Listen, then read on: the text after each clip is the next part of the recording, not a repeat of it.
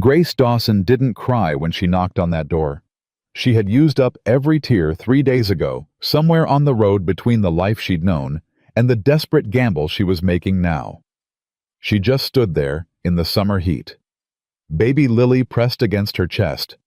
Charlie and Sam crowded close behind her, and she knocked. Hard. Like her life depended on it, because it did. If you believe a 10-year-old girl can change a grown man's heart, stay with us. Subscribe. Follow this story to the very end, and drop your city in the comments. I want to see how far this story travels. The morning Grace Dawson walked into Calico Flats, the town was already wide awake and loud with itself. Wagon wheels ground against the packed dirt of Main Street. Men haggled over feed prices at the grain merchant's stall. Women moved in clusters through the open-air market fans working the thick summer air. Somewhere near the far end of the row, a blacksmith's hammer rang out in steady, indifferent rhythm, and the smell of horse sweat and sawdust hung over everything like a second sky. Nobody noticed 4 children walking in from the East Road, or rather, nobody wanted to. Grace noticed the moment they crossed the invisible line where the road became the town. Eyes lifted. Conversations quieted by half a beat, then resumed louder, like people overcompensating. A woman near the dry goods table glanced at them, then turned her back with the particular efficiency of someone choosing not to be bothered. 2 men leaning against a post watched them with the flat assessing stare of cattle merchants sizing up something scrawny and unpromising. Grace kept walking. She had Lily wrapped tight against her chest in their mother's old shawl, knotted twice across her back, because her arms had stopped being reliable 2 days ago. Lily was 5 months old and weighed what felt like a small boulder. Though Grace knew that wasn't true, that was just exhaustion talking. Lily's head rested under Grace's chin, and the baby made no sound. She hadn't cried much in the last day. That scared Grace more than the crying had. Behind her, Sam, 8 years old and pretending he wasn't limping, was doing his best to look casual about the fact that he had a hole in the bottom of his right boot, the size of a silver dollar. He'd packed it with a folded piece of burlap 2 days ago, and replaced it with a new piece of burlap yesterday morning, and the burlap situation was deteriorating badly. Charlie walked closest to Grace's left side. He was 6 small for his age, and had been scowling at the world since approximately the moment they left Aunt Prudence's property 4 mornings ago. Charlie's scowl was not a spoiled child's scowl. It was the scowl of someone who had run out of words for how unfair things were, and had decided that his face would have to say it instead. "There's a water barrel," Sam said quietly, nodding toward the side of the grain merchant's stall. "We'll ask," Grace said. "Or we could just—" "We'll ask," she said again, the same tone, and Sam went quiet. She stopped at the stall. The merchant was a heavy-set man with a red neck and no particular expression. He looked at them the way you look at weather, something you assess for inconvenience. "Pardon me, sir," Grace said. Her voice came out steadier than she felt. "My siblings and I have been walking some distance. Would it be all right if we had some water from your barrel?" The man looked at the 4 of them. Baby Lily, Sam's sorry boots, Charlie's jaw, Grace's careful, exhausted eyes. "Barrels for customers," he said. "I understand. We don't have money at present, but—" "Then you ain't customers." Sam made a sound behind her. Grace reached back without looking and found his arm. "Thank you for your time," she said, and moved on. They found a horse trough at the far end of the market, and Grace let the boys cup water in their palms. She didn't drink herself. She held Lily over the trough and wet her own finger, and touched it to the baby's lips the way their mother had shown her when Lily was only 3 weeks old, and running a fever that had terrified all of them. Lily's lips moved, a small seeking motion. "Okay," Grace breathed. "Okay, we're okay." She believed maybe 40% of that. The market stretched around them and offered them nothing. They had no money. They had half a heel of cornbread in Sam's jacket pocket, rock hard by now. They had their mother's shawl and the clothes they were wearing, and a small folded piece of paper Grace kept tucked inside her boot, pressed flat against the sole, which had their mother's handwriting on it, and which Grace had not read since the night their mother died, because she wasn't ready, and didn't know if she'd ever be ready. What they also had, though, Grace hadn't fully articulated this to herself yet, was a destination. She'd heard the name from old Mr. Jasper at the settlement they'd left 3 days of walking behind them now. He'd said it offhandedly, the way people mention things they don't think matter. McAllister's got a place at the north end of Calico Flats. Big old store. Man keeps to himself, mostly runs the thing half-hearted since his wife passed. Good man. Difficult man. But good. Grace had filed this away and said nothing, and walked 3 days. She found it now. It wasn't hard to find it, sat at the far north end of Main Street, where the market noise thinned out a 2-story building with a wide porch and a sign that read, McAllister General Goods in paint, that had been read once and was now a patient sun-faded pink. The shutters on the upper windows were closed. The porch boards were clean but worn. A rocking chair sat empty beside the front door. There was a man on the side of the building up on a ladder doing something to the eave above the second window. He wore no hat. His hat sat on the porch rail below, and his dark hair was damp with sweat. He was big across the shoulders, in the way of men who do heavy work by habit rather than ambition. His face was turned away from them. Grace stood at the base of the steps and looked up at him for a moment. Then she said clearly and without preamble, "Sir." He didn't hear her over whatever he was doing with the eave, which appeared to involve a hammer and a disagreement. "Sir," she said louder. The hammer stopped. He turned on the ladder, looked down, and found 4 children looking back up at him. His expression moved through several things in about 2 seconds: surprise, confusion, caution, and then settled into a kind of guarded neutral that Grace recognized as the face adults made when they were deciding how much trouble something was going to be. He was around 35, maybe. A hard face, not an unkind one. A jaw that hadn't seen a razor in several days. Eyes that were dark and set deep, the kind of eyes that had seen disappointment often enough to stop being surprised by it. "Help you," he said. "My name is Grace Dawson," she said. "I'm 10 years old. These are my brothers Sam and Charlie. I'm carrying my sister Lily, who is 5 months. We've walked 3 days from the Harker settlement. Our parents are deceased. Our nearest relation sent us away 4 days ago. We need work and a place to stay, and I was told you might be a man who could offer both, and I'm prepared to work hard for fair terms." Silence. She watched him process this. Watched him look at Sam's boots and Charlie's scowl, and the baby wrapped against her chest. Watched his jaw move slightly, like he was deciding which of several possible responses was appropriate.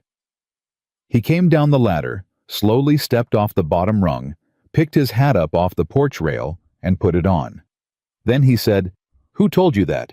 "Mr. Jasper, from the settlement." "Jonas Jasper." "Yes, sir." He looked at her for a long moment. "Old Jonas Jasper sent 4 children to my door."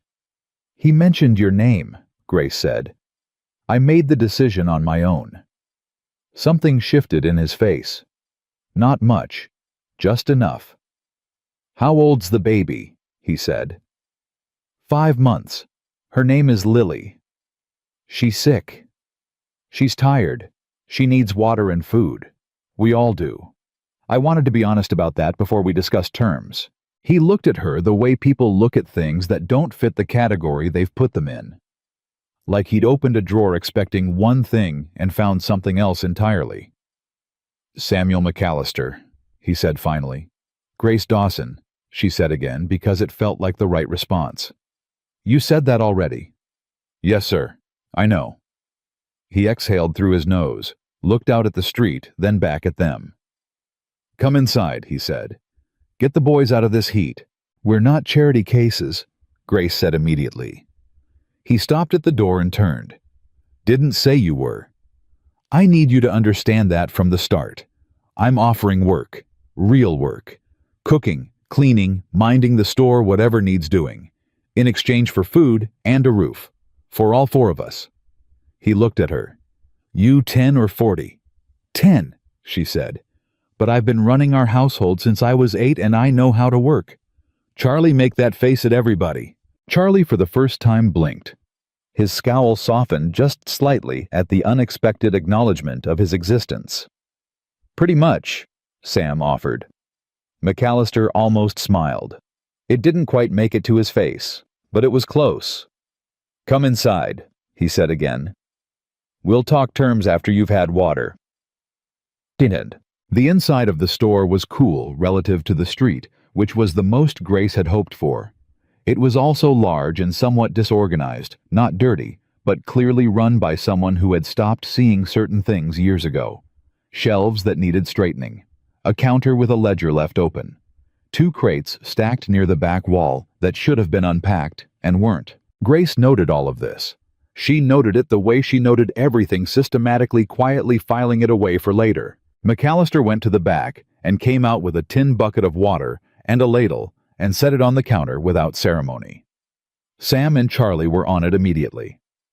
Grace drank last careful and measured even now and then. She unwrapped Lily from the shawl and held her over the bucket and wet her finger again and worked water into the baby's mouth with the patient repetition of someone who had done this many times.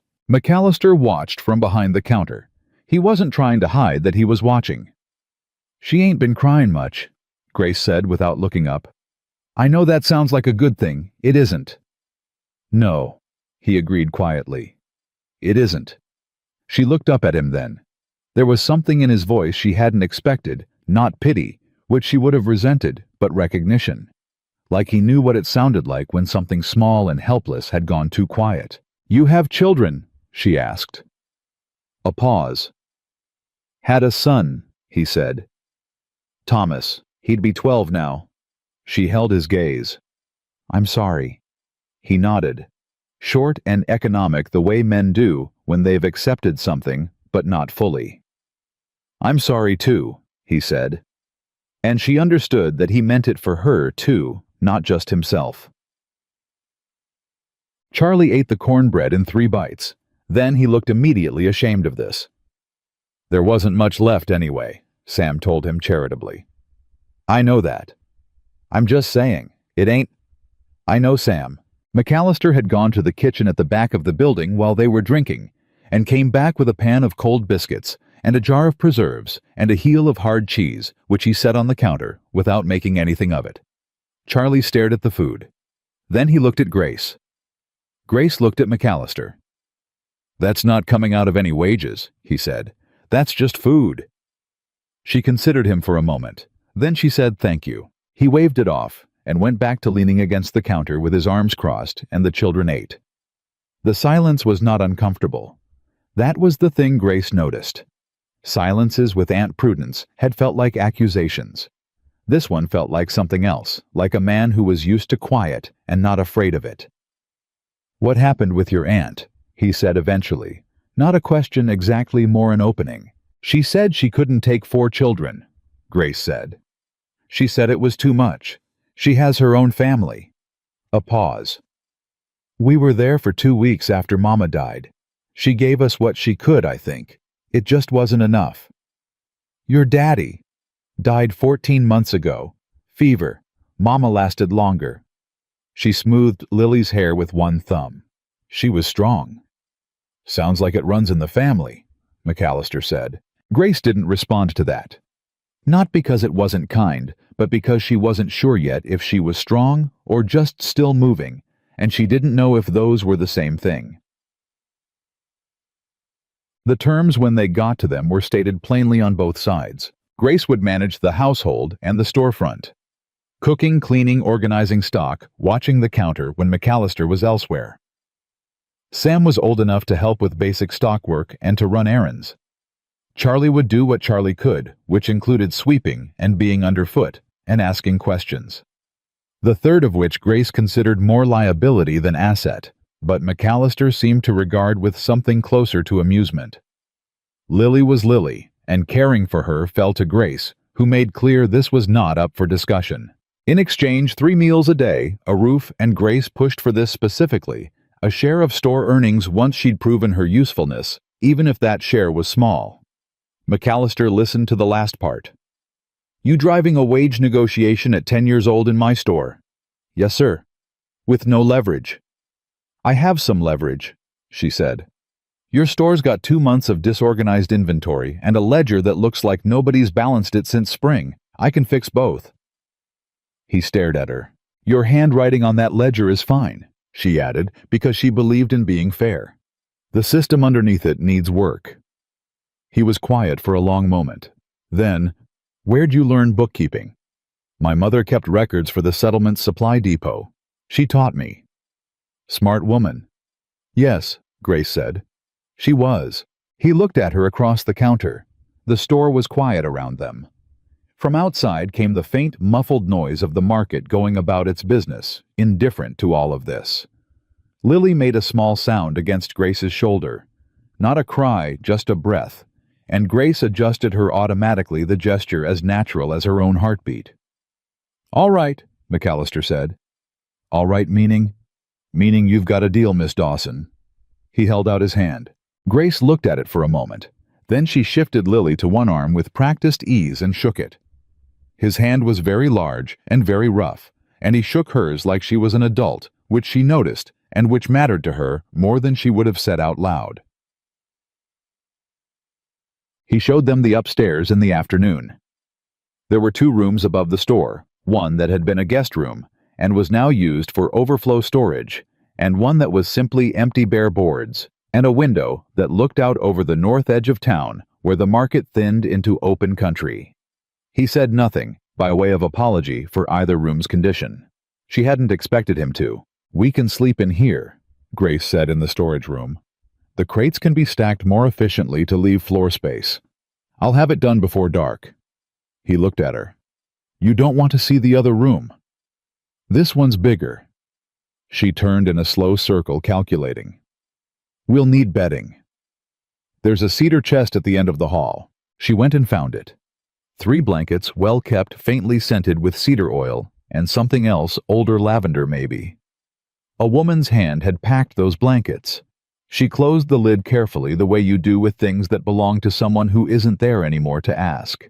When she came back, McAllister was at the window of the storage room, looking out at the country beyond town. Charlie was sitting on one of the crates, still scowling, but he'd eaten a full meal now, and the scowl was several degrees less apocalyptic. Sam was testing the floorboards with his foot, determining their structural confidence. Floor's solid, Sam announced. Of course it is, McAllister said without turning. I built it. You built the whole store. Most of it. Sam considered this. The sign out front. That was red before. Yep. What happened to it? Sun. Oh. Sam thought about this. You could repaint it. I know. Red would look real good again. Or maybe blue. Sam, Grace said. I'm just saying. I know what you're saying.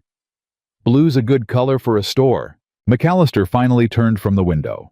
He looked at Sam with an expression that Grace was beginning to understand was his version of warmth, not a smile, not softness, just a particular quality of attention that meant he was actually present.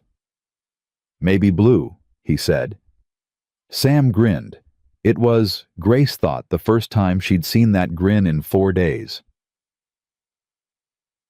That evening, after the boys were asleep and Lily was fed and drowsing against Grace's shoulder, Grace sat on the top porch step with the small folded paper from her boot. She unfolded it slowly. Her mother's handwriting was small and careful, the handwriting of someone who valued precision, who didn't waste words. Gracie, if you're reading this, things have gone the way I was afraid they might. I need you to know something, and I need you to know it before anything else. You are enough. Whatever comes next, you are enough for it. Love your sister, love your brothers. Find someone worth trusting, and then trust them. Not everyone is your Aunt Prudence. Not everyone is afraid. I love you. I'm sorry I couldn't stay. Mama. Grace read it twice, folded it back up, pressed it flat between her palms for a moment, like something she could transfer warmth into. From below, the sound of the store settling in the evening cool. A horse somewhere down the street. The last of the market vendors packing up for the night, the distant clatter of empty crates and wagon wheels. And from inside, barely audible through the boards, the sound of McAllister moving around in the kitchen below, the soft, deliberate sounds of a man who was used to being alone in a house, and had apparently decided without much fanfare that he wasn't going to be alone in it tonight. Grace tucked the paper back into her boot, looked out at the town. She didn't know what tomorrow would bring. She didn't know if the deal they'd struck would hold, if the man downstairs would prove as solid as the floors he'd built, if the weeks ahead would be easier than the days behind. But Lily was sleeping. Sam had grinned. Charlie had eaten until he wasn't scowling at full power anymore. And somewhere below her, a man was moving around in a kitchen that no longer echoed quite so much. That Grace Dawson decided was enough to work with. Grace was up before the sun. She didn't need an alarm. She'd never needed one. Her body had learned years ago that morning came whether you were ready or not, and the only dignified response was to be ready. She fed Lily first, a thin mixture of softened biscuit and water, the best she could manage, until she found a way to get proper milk, and settled the baby in the center of the folded blankets on the floor, surrounded by a low border of crates, so she couldn't roll in any direction. Then she went downstairs. The store's kitchen was larger than she'd realized the day before. A proper iron stove, a good woodpile stacked beside it, a dry pantry with more in it than she'd expected, sacks of flour, cornmeal, dried beans, a crock of lard, 2 jars of honey coffee enough for a month. Someone had bought those supplies with intention. Someone had planned to use them and then stopped planning. She built the fire, put the coffee on, and started biscuits from scratch. She had the first batch in the oven and was working on the second when she heard boots on the stairs, unhurried, heavy, the tread of a man who'd been awake for some time himself. McAllister appeared in the kitchen doorway. He was dressed, hat already in hand, and he stopped when he saw her. He looked at the stove, the biscuits, the coffee already poured into a tin cup on the counter. He didn't say anything for a moment. "I wasn't sure how you took it," Grace said, not looking up from the dough. "There's no sugar that I found." "I don't take sugar," he said. "Good." She pressed the cutter down. "There's a milk cow in the back pen. She'd been milked this morning." "Not yet." "I'll send Sam when he's up. He knows how." McAllister walked to the counter and picked up the coffee cup. He stood there and drank and looked at her working in his kitchen with the focused, systematic efficiency of someone who had been doing this her whole life. Which she had. "You didn't sleep," he said. "I slept some." "How much is some?" "Enough." She glanced at him. "You—" "About the same." She nodded. "Put the second tray in. I want to start on the inventory today, after breakfast, if that's agreeable." "It's agreeable. I'll need the ledger and access to the back storage room." "You'll have it. And I'd like to know the name of your primary supplier. The records show 2 different ordering patterns, and I can't tell if that's intentional or an accident." He set down the cup. "You looked at the ledger last night." "I looked at it for 20 minutes before I slept." She turned to face him fully. "Is that a problem?" He considered her. "No," he said slowly. "It's not a problem." "Good." She turned back to the stove. "The second supplier's pricing on dry goods is 11% higher than the first. I don't know if there's a quality difference that justifies that, but I thought you should know." The kitchen was quiet for a beat. "I didn't know that," McAllister said. "I know," said Grace. Sam came downstairs at 6:30 and immediately ate 4 biscuits before Grace could get a word out. "Sam!" "I'm hungry." "There are 4 of us." "I know. I left some." He looked at the plate where 6 remained. "That's enough, right?" "It's enough. Go milk the cow." He looked at her. "Before I finish eating." "The cow's been waiting longer than you." He went, still chewing. Charlie appeared at the bottom of the stairs. Approximately 30 seconds later, found the biscuits and sat down at the kitchen table with the gravity of a man who had done a long day's work and deserved his meal. He was 6 years old. He had done nothing yet. Grace didn't say this. McAllister came in from wherever he'd been and poured himself a second coffee and sat across from Charlie. The 2 of them regarded each other across the table. "You always got that look on your face?" McAllister asked. Charlie thought about this. "What look?" "Like everything's a personal offense." Charlie chewed his biscuit. Thought some more. Mostly, he said. McAllister nodded, apparently satisfied with that answer. He ate his own biscuit without further comment. Grace at the stove let out a breath she hadn't realized she'd been holding. By 8 o'clock, she had the store counter clean, the ledger open beside her, and a pencil in her hand. McAllister's inventory system, such as it was, operated on a logic that made sense to him and to no one else.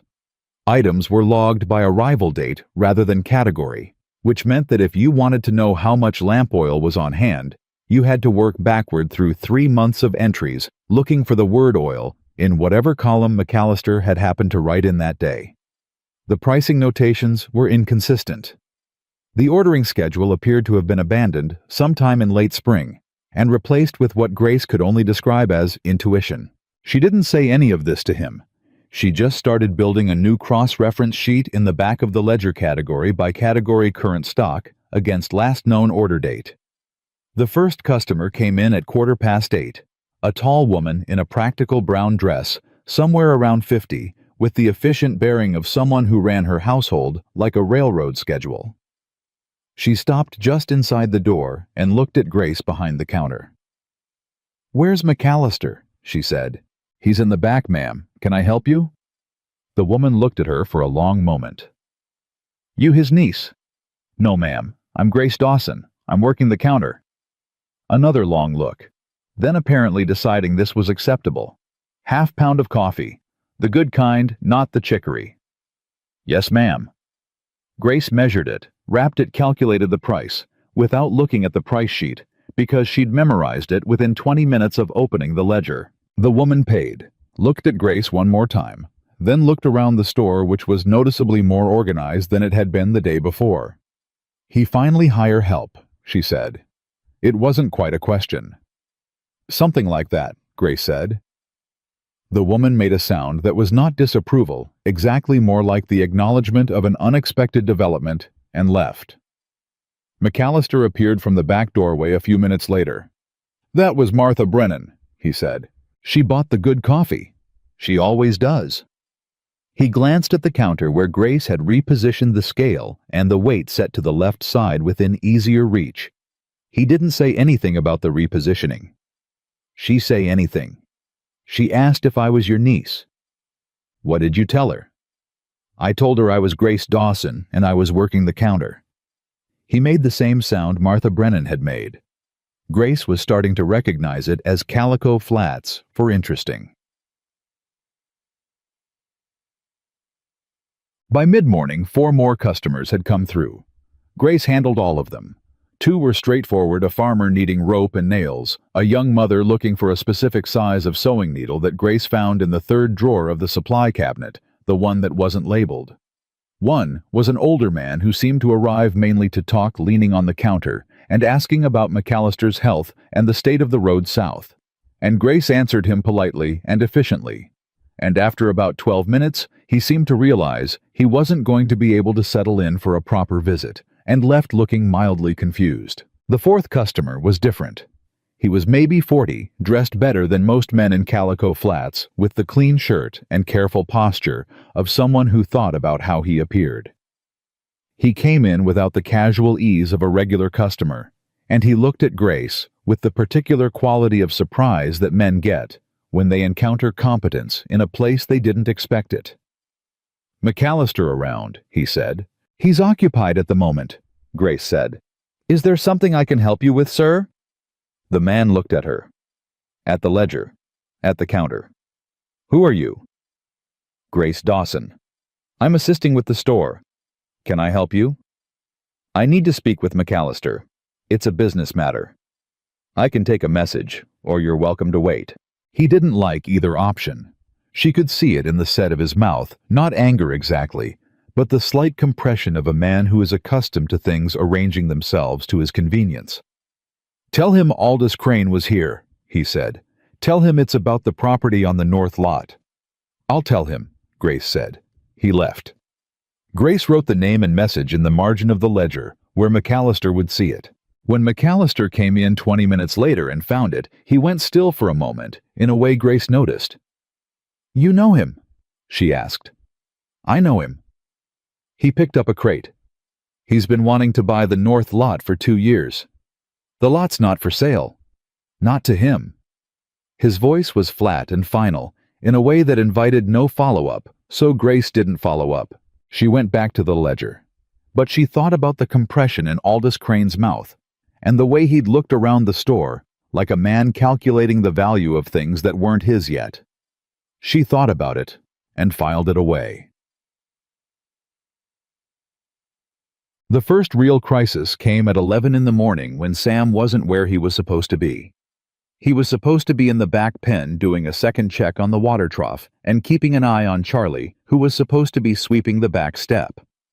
Grace discovered this when she went to check on them at 11:10 and found the broom on the step and no Charlie and no Sam. She didn't panic, but her chest tightened in the specific way it did when the situation required immediate and methodical action. She went back to the counter. "Mr. McAllister." He looked up from the crates he was shifting.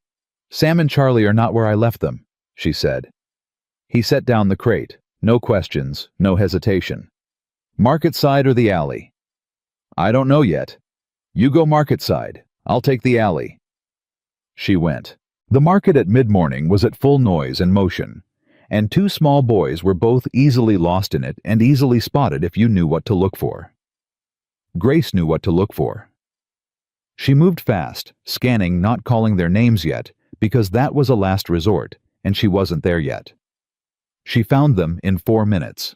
They were at the far end of the market row, standing in front of a man who sold livestock, a traveling trader, his wagon loaded with various small animals in crates. Sam was in an animated negotiation that Grace recognized as the particular combination of enthusiasm and complete lack of leverage that Sam considered bargaining. Charlie was watching a small brown rabbit in a cage with an expression that had lost approximately 90% of its scowl. She came up behind them and said quietly, "Sam."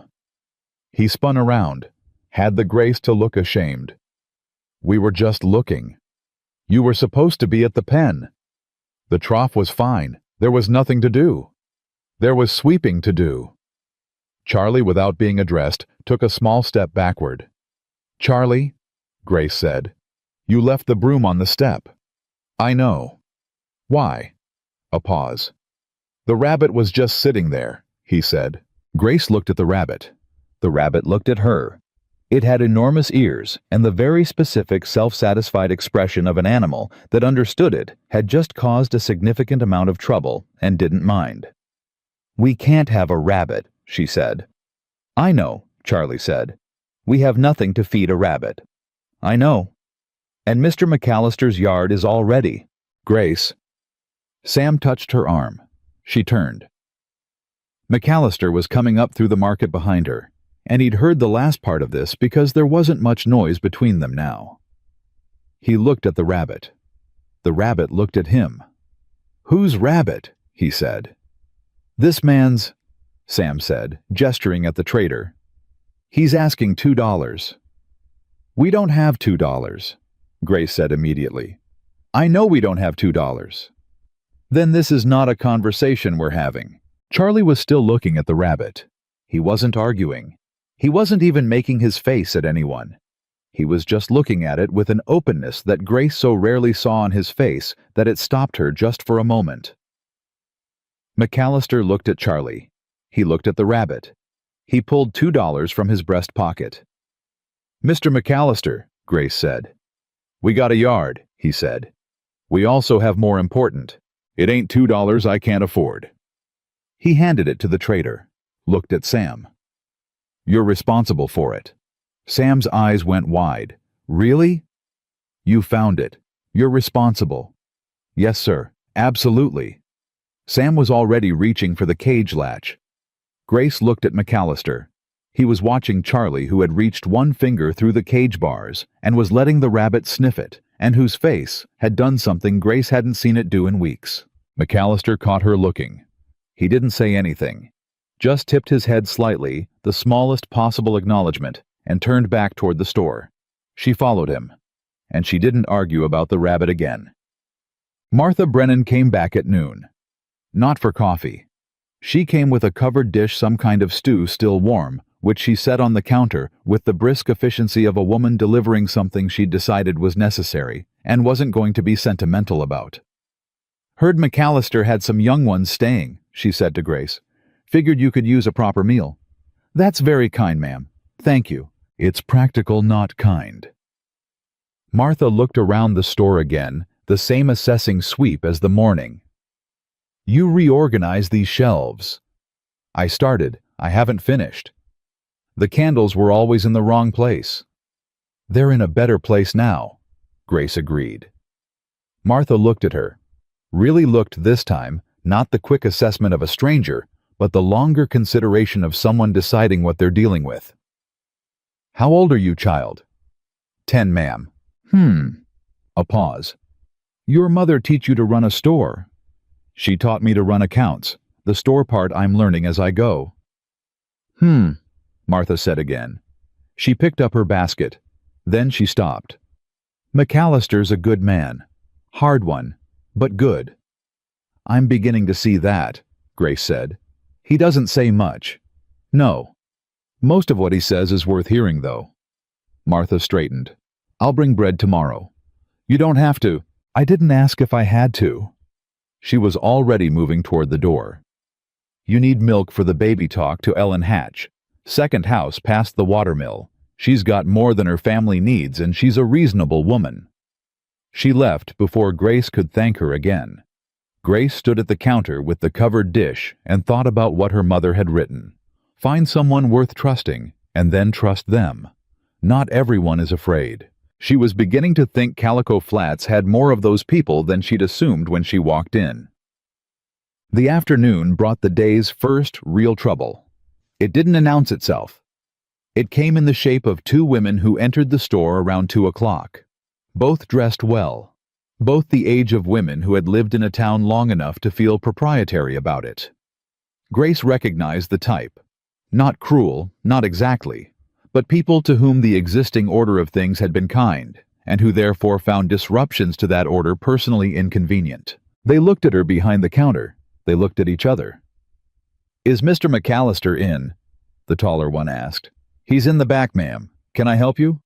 "We'd prefer to speak with Mr. McAllister." "Of course. I'll let him know you're here. Your names?" They gave them Mrs. Holt and Mrs. Crandall. Grace went to the back and told McAllister, and he came out wiping his hands on a cloth. "Ladies," he said. Mrs. Holt got to it directly. Grace had to give her that. "We heard you've taken in some children, Samuel." "I've hired help," he said.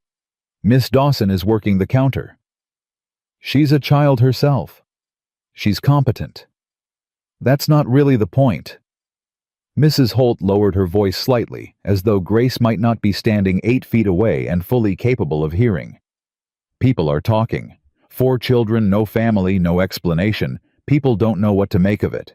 "People can make what they like of it," McAllister said. "Samuel." Mrs. Crandall's voice was gentler, which was worse in a way, because gentleness used like a tool is harder to answer. "We're just concerned.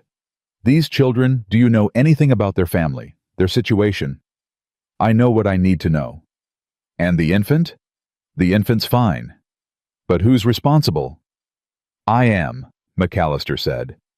Silence. It was not a dramatic proclamation. He said it the same way he said everything flat, considered, as if he'd already decided it before he opened his mouth and was simply reporting a fact. But the weight of it landed hard in the quiet store, and Grace felt it somewhere behind her sternum, sudden and unexpected, like stepping onto ground you expected to be soft and finding it solid. Mrs. Holt and Mrs. Crandall exchanged another look. "Well," Mrs. Holt said. Was there something you needed from the store today?" McAllister asked. They bought a small amount each, Mrs. Holt some thread, Mrs. Crandall 2 tins of sardines, and left with the controlled dignity of women who had not gotten what they came for but weren't going to be obvious about it. The door closed. Sam appeared from the back hallway where he had absolutely been listening. "I wasn't eavesdropping," he said. "Yes, you were," Grace and McAllister said in the same moment. Sam blinked, looked between them. "Okay," he said. "I was. A little." McAllister went back to the storage room. Grace turned back to the ledger. But she kept the echo of those two words, "I am," folded somewhere careful inside her, the way she kept her mother's letter. The big twist came at 5 o'clock, when a man rode up to the store and dismounted with the unhurried authority of someone who knew his arrival mattered. Grace was behind the counter. She saw him through the window, medium height, trim a coat, despite the heat, a leather satchel over one shoulder. Not a customer. His bearing was official in the particular way of men whose business was other people's business. He came inside. "I'm looking for 4 children," he said. "Traveling together unaccompanied. Young girl, 2 boys, an infant. You've seen them." Grace looked at him. "Who's asking, sir?" He reached into his coat and produced a folded paper. "Deputy County Officer Elias Webb, acting on behalf of Mrs. Prudence Laverty. She's filed for recovery of her late sister's children." He set the paper on the counter. "They're her lawful nearest relation, and she wants them returned." Grace did not move, did not let anything show on her face. "I see," she said. "You've seen them. 4 children came through here in the last day or 2. She looked at him evenly. "Mr. McAllister is the proprietor here, sir. He handles any official business. He's in the back. I'll get him." She went to the back hallway. McAllister was stacking a shelf. She came up close and kept her voice low and entirely steady. "There's a county officer at the counter," she said. "Aunt Prudence has filed papers to take us back." His hands stopped on the shelf. "He's got documents," she said. "He's looking for 4 children." McAllister turned and looked at her. His face was doing that thing again, the several things at once, working through, quickly settling. "Go upstairs," he said. "Get the boys. Stay up there and keep Lily quiet. He'll come upstairs. Not tonight, he won't." Something in his voice that hadn't been there that morning. Not heat, not quite, but certainty. The kind that comes from someone who has decided something fully and doesn't intend to revisit it. "Go." She went. She got up the stairs fast, found Sam already in the hallway, having apparently heard everything through the floor, pulled both boys and Lily into the storage room, and sat down on the blankets with the baby pressed against her chest and her back straight and her face completely calm. Below them, she heard McAllister's boots cross the floor, heard the low murmur of voices, McAllister's careful and deliberate, the officer's more clipped, heard the paper rustle. Sam was sitting next to her shoulder, pressed against hers, not moving. Charlie was on her other side. He'd taken her hand without being asked, which was so unlike him that she squeezed it once quickly and didn't let go. They listened to the conversation below and couldn't make out words, only tone, and the tone of McAllister's voice never once wavered. After 10 minutes, the front door opened and closed. After another 2 minutes, McAllister's boots came up the stairs. He stood in the doorway of the storage room and looked at the 4 of them on the blankets. "He's gone for tonight," he said. "He'll be back. He's got papers and he knows the law, and we're going to need to answer that properly." He looked at Grace directly. "But not tonight." Grace looked back at him. "Aunt Prudence sent him." "That's what he said." "She didn't want us." "No." A pause. "But that don't mean she's willing to let someone else have you either. Some people are built that way." Charlie's hand tightened on hers. "What happens when he comes back?" Sam asked. McAllister was quiet for a moment. When he spoke, his voice was the same as it had been downstairs, certain, settled, like a man who has already done the calculation and knows where he stands. "I'm going to talk to a lawyer in the morning," he said. "Man named Ira Good. He's in Denton, which is half a day's ride. I'll go before dawn." He looked at Grace. "You can run the store for a day." "Yes," she said. "I know you can. That wasn't a question." She almost smiled. "Mr. McAllister," she said. "Yeah. Thank you." She meant all of it. The rabbit, the biscuits. The "I am the man standing in the doorway of his own house at 5 in the evening, rearranging his life, because 4 children had knocked on his door." He nodded once in his economy of way. "Get some rest," he said. "Morning comes early." He went back downstairs, and in the storage room above his head, Grace Dawson sat with her family, all three of them pressed close. Lily warm and breathing against her chest, Charlie's hand in hers, and she thought about certainty. About what it felt like when someone decided you were worth fighting for and didn't make a performance of it. Outside the window, Calico Flats was going about its evening. Somewhere in the yard below, the rabbit was presumably also going about its evening. The market was quieting. The blacksmith's hammer had stopped. And Grace, for the first time in a very long time, let herself think maybe. Just that. Maybe. It was the most hopeful thing she'd allowed herself in weeks. McAllister was gone before Grace woke up. She knew it the moment she came downstairs, the particular quality of quiet in a house where someone is absent rather than simply sleeping. His coffee cup was rinsed and set on the counter. His hat was gone from the peg by the door. Outside, the horse pen had one fewer animal in it. He'd left a note on the ledger. 3 words in his careful handwriting. Back by dark. Grace read it twice, folded it and put it in her apron pocket next to the space where she kept her mother's letter. Then she built the fire, put the coffee on, and opened the store. The morning started ordinary enough. Sam milked the cow without being asked, which was new and noted. Charlie swept the back step with what could only be described as moderate commitment, which was improvement. Lily was fussy in the early heat, but settled when Grace walked her in slow circles through the store, the baby's cheek against her shoulder, both of them moving in the quiet rhythm that had gotten them through 5 months of hard days. The first customer came at 8, then 2 more. Grace handled them the way she'd handled everything for the past 2 days, efficiently, without fuss, with the careful pleasantness of someone who understood that a store's reputation was built in the small moments as much as the large ones. By 9 o'clock, she had sold $14 of goods and logged every transaction in the ledger with a notation system she'd developed herself, cross-referenced by category and supplier. By 9:30, Aldous Crane was back. He didn't come inside this time. He stood on the porch and looked through the window at her for a moment before he opened the door, which she found more unnerving than if he'd simply walked in. It was the look of a man confirming something he already suspected. "McAllister here," he said. "He's out on business today, sir." "Out." Crane looked around the store, the same calculating assessment as before, but slower this time, more thorough. "You're here alone." "I'm managing the store for the day. My brothers are in the back." He moved to the counter, set his hands flat on it. "I'd heard some things about you, Miss Dawson." "I hope they were accurate," she said. "People say you've been running this place like you own it." "I've been doing my job, sir." "Your job?" He said it with the faint amusement of a man who found the concept applied to a 10-year-old girl somewhat theoretical. "McAllister know you're rearranging his inventory and his accounts." "He does. And he's comfortable with that."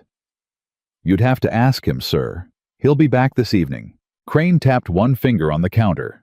Once, twice. "The north lot," he said the same way he'd said it before, like a door he kept testing to see if it would open. "I've made 3 offers for that land in 2 years. Fair offers. McAllister keeps declining." Grace said nothing.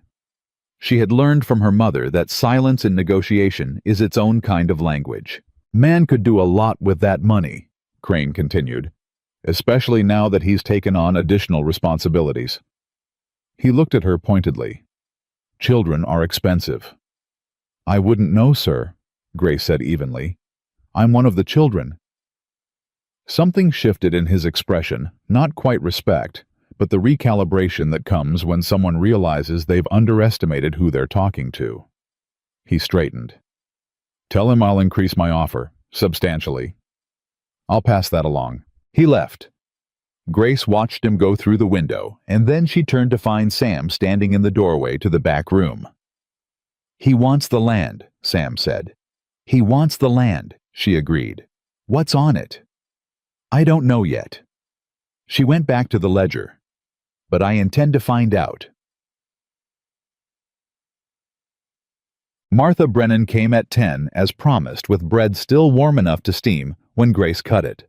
She also brought Ellen Hatch, the woman she'd mentioned the day before, the one with the extra milk, who turned out to be a round-faced, cheerful woman of about 40, who took one look at Lily and immediately held out her arms with the confidence of someone who had held a great many babies and knew what she was doing. Grace hesitated. She had not in 5 months handed Lily to anyone she didn't know. Ellen seemed to understand this. She didn't push. She just kept her arms out and waited with the patient steadiness of a woman who understood that trust had to be chosen. Grace handed her the baby. Ellen settled Lily against her hip like she was born to it. Lily, for her part, grabbed Ellen's collar with both fists and held on, which was apparently the highest compliment she was capable of paying. "She's strong," Ellen said approvingly. "She's stubborn," Grace said. "Runs in the family." Ellen laughed. Martha at the counter made the sound Grace was learning to recognize as approval expressed in the Calico Flats way, understated, brief, but genuine. "I'll bring milk every morning," Ellen said. "I pass by here on my way to the market anyway. No charge. Lord knows we've got more than enough." "I can't take it for nothing," Grace said. "You can and you will. And before you argue, my eldest is 12, and he's been wanting someone to teach him proper accounting for 2 years. His father and I have the store sense of fence posts. If you've got an hour on Sunday afternoons, that's payment enough." Grace looked at her. "You want me to teach accounting?" "I want you to teach Arthur accounting, yes. I'm 10 years old, and you balanced McAllister's ledger in 2 days when he couldn't do it in 2 years. Ellen shifted Lily to her other hip. "You're the most qualified person in Calico Flats for the job." Grace didn't have an answer to that, so she said, "Sunday afternoons are fine." Martha looked like she might actually smile. She didn't quite, but it was close. The afternoon went quiet, and in the quiet, Grace found the north lot. She found it in the ledger, not in the physical sense. There was a deed notation from 2 years prior. A parcel registered under McAllister's name, adjacent to the property. The notation was brief, but in the margin beside it in McAllister's handwriting were 2 words she had to read 3 times to be sure she was reading correctly. Thomas's land. She sat with that for a long moment. He'd bought that land for his son, the boy who would have been 12 now, the boy who wasn't there anymore, and Aldous Crane had been offering to buy it for 2 years, knowing or not knowing what it was, knowing or not knowing that it was the last thing a grieving man held on to when everything else had already been taken. She closed the ledger. She didn't say anything to Sam, who was in the back. She just sat with it the way you sit with things that aren't yours to carry, but that you've been handed anyway. When McAllister came back at 6:30, dusty from the road, and quiet in the way of a man who has been thinking for 8 hours on horseback, she waited until the boys were occupied and Lily was settled, and then she said simply, "Crane came by again. He said he'd increase his offer on the north lot." McAllister hung up his hat. "What did you tell him?" "I told him I'd pass it along. That's all. That's all." A pause. "I also found the notation in the ledger." He went still. "I didn't mean to pry," she said. "I was cross-referencing the property entries and it was there." He was quiet for a long time, long enough that she started to think she'd said the wrong thing, crossed a line she hadn't seen. Then he said, "Thomas picked that lot himself. He was 10. Said he wanted to build a house there when he grew up." His voice was level. "He died of fever 8 months later." Grace didn't say she was sorry again. She'd said it once and she meant it, and saying it again wouldn't add anything. "I'm not selling it," he said. "I know," she said. "I didn't think you were." He looked at her. Something moved through his face that she didn't have a name for, yet some combination of grief and recognition and the particular exhaustion of a man who has been carrying something heavy for a long time and has just had someone acknowledge the weight without trying to take it from him. "Lawyer's name is Ira Good," he said, shifting. "Goodman." He looked at the county officer's paperwork. Grace stood straighter. "And Prudence Laverty filed on the basis of nearest surviving relation. It's a legitimate filing. She has legal standing. But we left. We came here voluntarily." "That complicates her claim, doesn't eliminate it." McAllister pulled a folded paper from his coat, something Good had given him dense with legal language. Good says the strongest counter is if we can establish that you came here because your safety was at risk in her care. Abandonment or something close to it. Grace thought about Aunt Prudence's house. The 2 weeks after their mother died. The way Prudence had looked at them, not with cruelty exactly, but with the exhausted arithmetic of a woman who had counted the cost and found it too high. She told me to go, Grace said. Out loud, in front of all 4 of us. McAllister's jaw moved. That counts. Will it be enough? Good thinks so, but there'll be a hearing. He looked at her steadily. You'll have to speak. In front of a judge. I know. You comfortable with that? No, she said honestly, but I'll do it. He nodded, the same short nod as before. Then, there's something else. Crane was with Prudence's husband at the land office last year. Good mentioned it offhand, didn't think it connected. He paused. I think it does. Grace's mind moved fast. Crane wants the north lot. Prudence wants us back. Prudence's husband knows Crane. That's a lot of wanting in the same direction. What do they get if they take us back? McAllister was quiet for a moment. They petition the court as guardians. Guardians of orphaned children can petition for control of the children's inherited property interests. He let that land. Your mother had a land claim filed at the Harker settlement, modest but real, and in your name as the eldest. The air in the room went very still. They want Mama's land, Grace said. That's what Good thinks. She looked at him.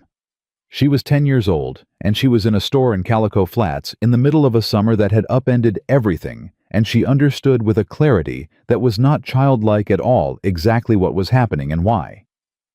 We have to win the hearing, she said. Yes, said McAllister, we do. The hearing was set for 4 days out. Those 4 days were the strangest of Grace's life. Strange because they were in their texture almost ordinary. The store opened each morning. Customers came. Martha brought bread. Ellen brought milk. Arthur Hatch started his accounting lessons on Sunday and proved to be a quick study who asked excellent questions which Grace found unexpectedly satisfying. Sam adopted the rabbit with a devotion that was somewhat excessive but harmless. He named it Biscuit, which Charlie pronounced the worst possible name for a rabbit, and then proceeded to feed Biscuit pieces of actual biscuit which undermined his position significantly. Charlie's scowl was softening. Not gone, it was still his natural expression the way some people's faces default to worry or to amusement. But the edges were less sharp. He'd taken to following McAllister around in the afternoons, when work in the store was light, not asking much, just being nearby in the particular way of children who are testing whether presence is welcome. McAllister never told him to go away. He handed Charlie small tasks, holding a board, passing a tool. Nothing that required skill, but everything that required being trusted with something. And Charlie did each one with absolute seriousness. Grace watched this from a distance and didn't say anything about it because some things are better left unobserved. But on the 3rd night before the hearing, she found McAllister on the front porch in the late evening, sitting in the rocking chair with his boots off and his eyes on the dark stretch of road, and she sat down on the top step because she couldn't sleep, and neither apparently could he. They sat in silence for a while. You nervous? He said eventually. Yes, she said. Good. Means you understand what's at stake. Are you nervous? A pause. I'm not the best man in a courtroom, he said. I say what I mean, and I don't say it pretty. Good will do most of the talking. You'll say what you need to say, Grace said. Yeah. He rocked once slowly. I ain't a man who's had a family to fight for in a long time. Takes some remembering how to do it right. She turned and looked at him. You haven't done anything wrong. Didn't say I had. You sound like it sometimes, like you're apologizing for something. He was quiet. A long quiet, the kind that has weight to it. Lost my wife 4 years ago, he said. Lost Thomas a year after that. There's a kind of weight that settles in after that much loss. You start to feel like maybe you're the common element. He looked at his hands. Takes time to stop believing that. Grace thought about her mother. About the weight of the last 14 months, the way grief had become so ordinary that she sometimes forgot for an hour and then remembered, and the remembering was its own particular fresh pain. "I don't think you're the common element," she said. "No. I think you're the reason 4 children have a place to sleep and a rabbit named Biscuit and enough to eat." She turned back to the road. "I think you're the common element in that." He didn't say anything for a long time. Then very quietly, "Your mother raised a good one, Grace." She breathed in, breathed out, pressed her mother's letter against her foot through the sole of her boot the way she'd taken to doing in hard moments. "I know," she said. She did. The hearing day came with no ceremony. The courthouse in Calico Flats was a single-room building on the east side of town. Compact utilitarian, 3 rows of bench seating, and a judge's bench that had seen better decades. Judge Harlan Moss was 60-something gray, with the look of a man who had heard every kind of human trouble and had stopped being surprised by it, but had not stopped caring, which Grace decided was the right combination for a judge. They arrived early. McAllister, Grace. Sam Charlie, with his scowl, reinstated at full power in the presence of official proceedings. Martha Brennan was there, which surprised Grace, and Ellen Hatch beside her. Ira Good, a slight man with a precise manner and steel-framed glasses, shook McAllister's hand, and Grace's with equal seriousness, and spoke quickly and quietly about what to expect. Prudence Laverty arrived 7 minutes before the hour. Grace had not seen her aunt since the morning she and her siblings had walked away from her property. Prudence was 43, stout, with a face that had once been kind, and had become something more guarded over years of hard work and harder decisions. She walked in with her husband Warren, a thin man, who kept his eyes moving. The eyes Grace noted of someone keeping track of exits. Aldous Crane was with them. He wasn't a party to the hearing technically. He was simply present, sitting in the back row with the careful informality of a man who has no official role and wants to appear to have no stake in the outcome, which is of course the surest sign that he has an enormous stake in the outcome. McAllister saw him. His jaw tightened once. Then he looked forward.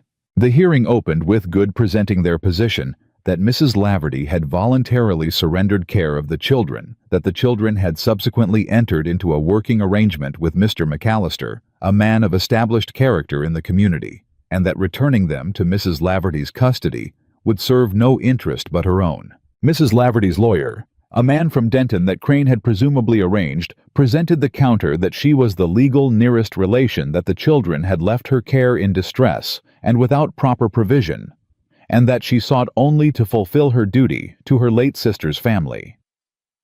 Judge Moss listened to all of it without expression. Then he said, "I'd like to hear from the girl." Grace stood up.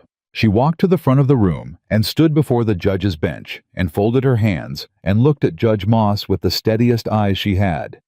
"Your name," said Moss. "Grace Ann Dawson. Your Honor, I'm 10 years old." "Tell me what happened, Miss Dawson. Start from when your mother passed." She told him. She told it straight and plain, and in order the way her mother had taught her to tell things. The facts first, the feelings honest, but not performed. She told him about the 2 weeks at Aunt Prudence's house.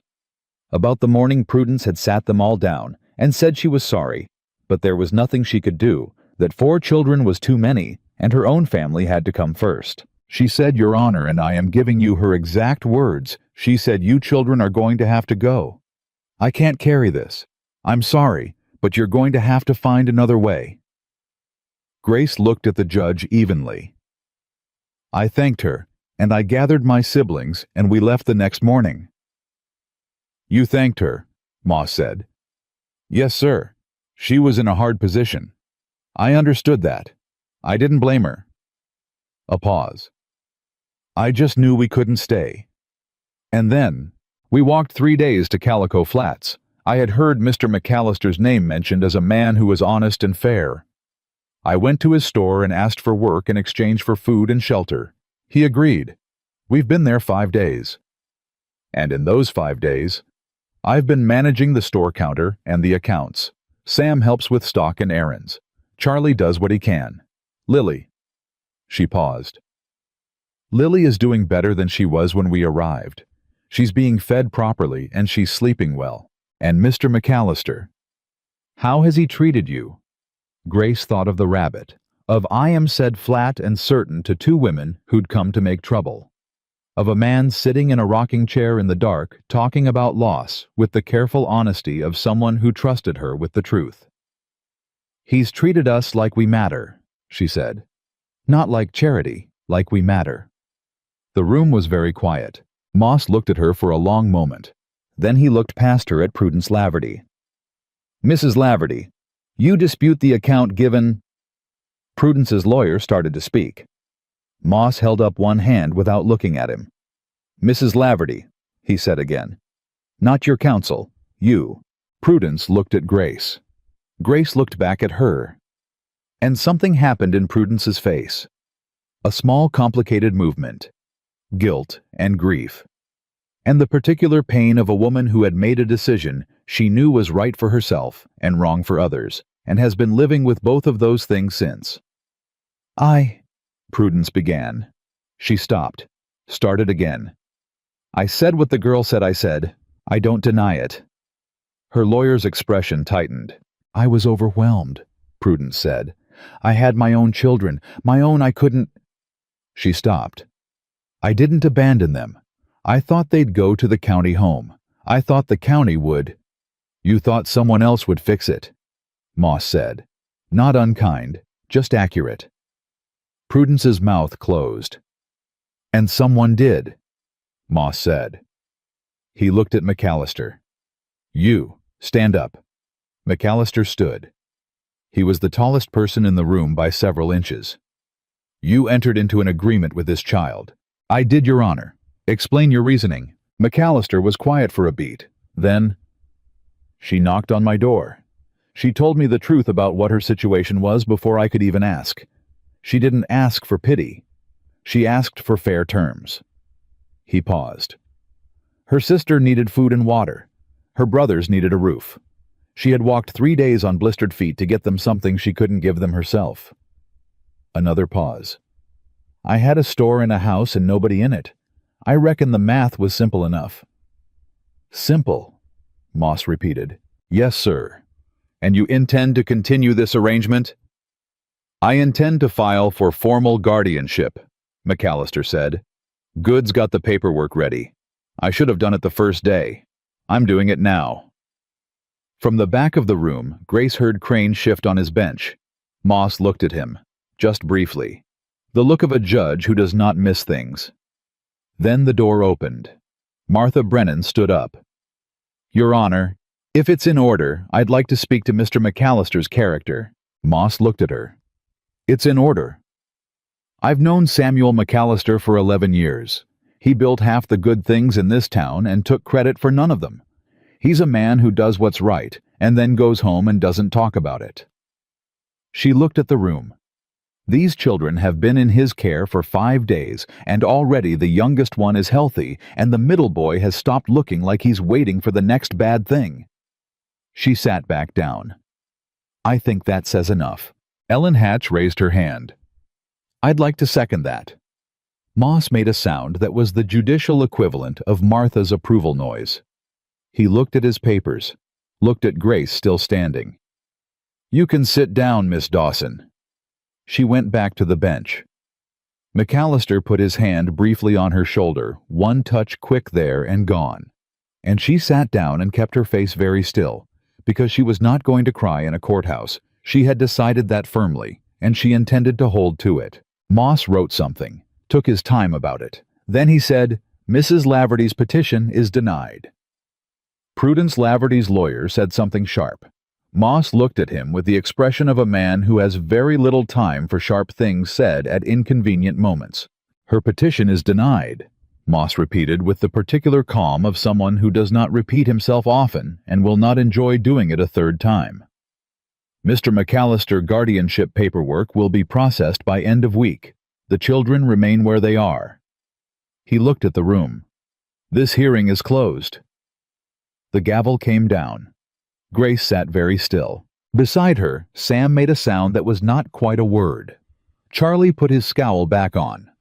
Not the old scowl, the waiting for disaster one, but something smaller. More contained the scowl of a boy who has decided to believe the good thing is real, but isn't going to perform about it. Grace looked at McAllister. He was looking at the judge's bench, not at her. His jaw was set.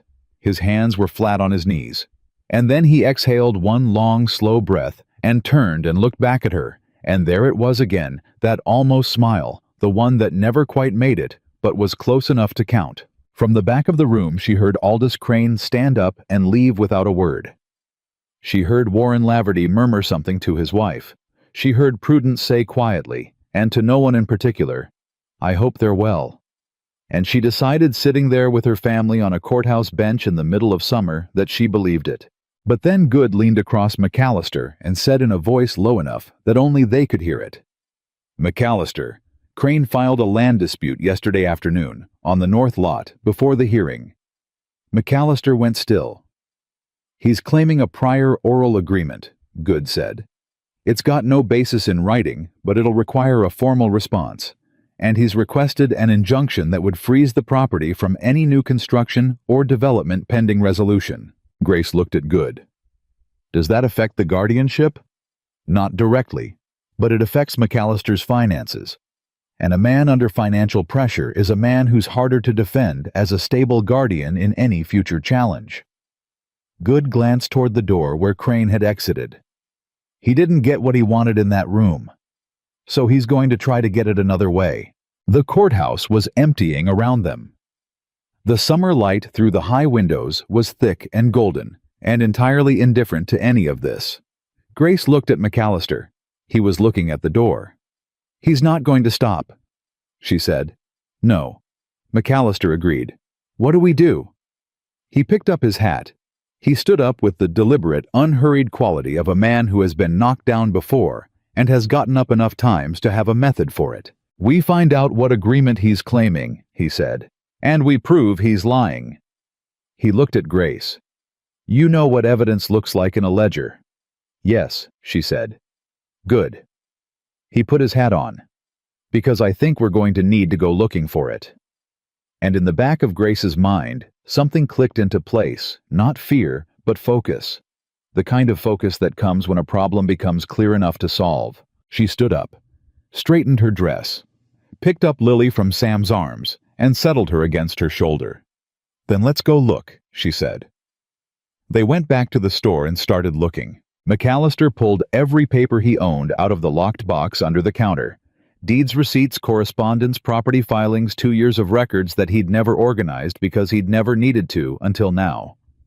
He stacked them on the counter and stood back and looked at the pile with the expression of a man who understood physical problems better than paper ones. Grace set Lily in the basket behind the counter, rolled up her sleeves and got to work. Sam took Charlie and the rabbit to the backyard without being asked. She heard the door close and appreciated it more than she could have said.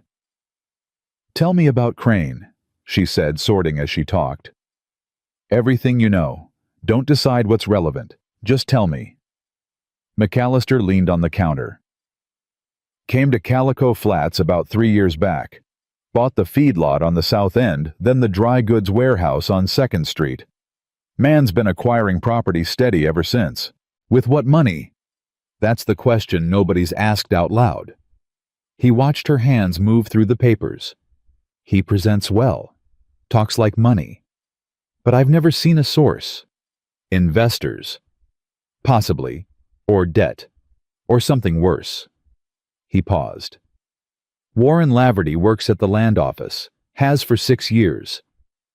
Grace stopped moving. "He processes property filings." "He does.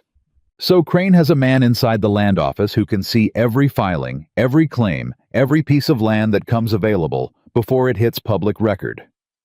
"That's what I reckon."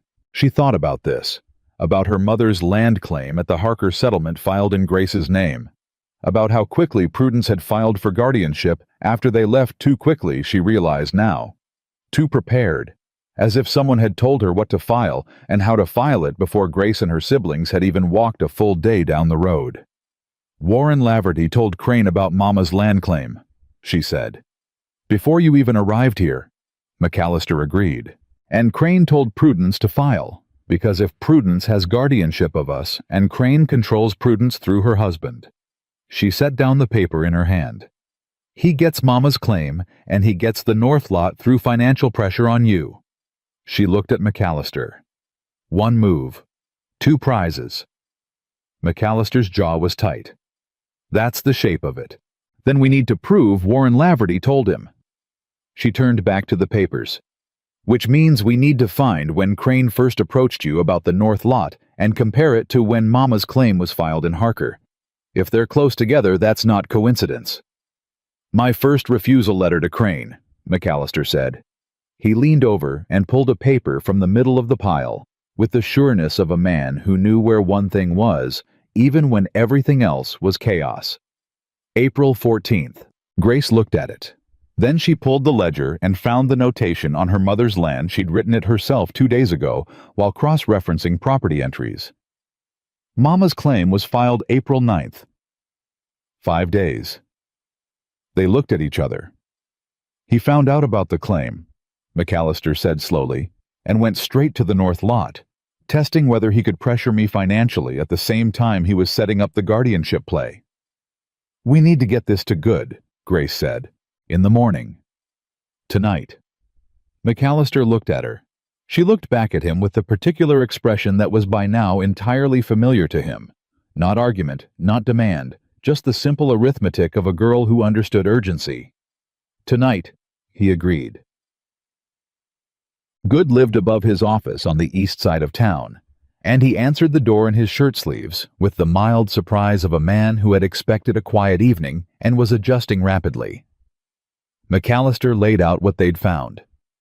Good listened without interrupting, which Grace respected. When McAllister finished, Good took off his glasses and cleaned them, which she had already learned was his version of thinking hard. The timing correlation is strong. Good said. Not proof, but strong enough to compel discovery. If I can get a judge to order access to the land office correspondence records. Can you? McAllister said. Depends on the judge. A pause. Moss might. He signed the guardianship papers today. He's already invested in this situation. Do it, McAllister said. I'll file first thing tomorrow.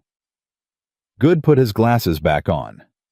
He looked at Grace, who was standing beside McAllister's elbow with Lily asleep against her shoulder. Miss Dawson, the connection you drew between the filing dates, that's solid legal reasoning. I just read what was in front of me, she said. So does every good lawyer. He almost smiled. You sure you want to run a store? She thought about it. Right now I want to keep this family together, she said. I'll figure out the rest later. Good nodded, as if that were a complete answer, because it was.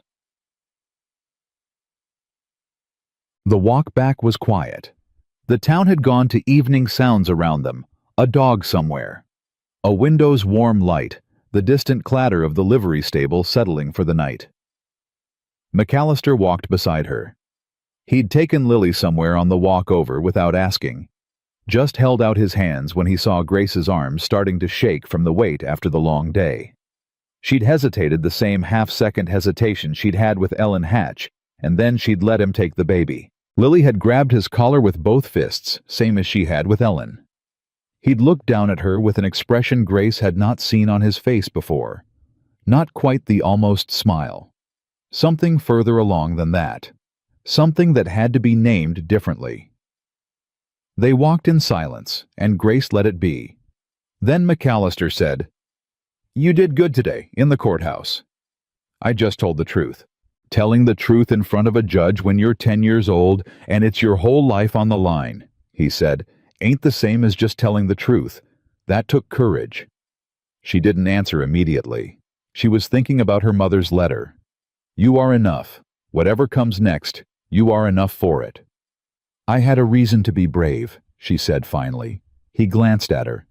You all gave me a reason, she said simply. He looked back at the road.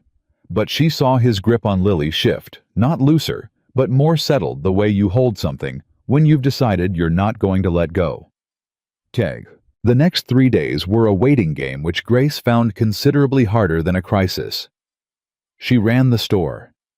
She taught Arthur Hatch on Sunday afternoon, and found that the hour of accounting instruction was the most orderly part of her entire week, which said something about the rest of her week.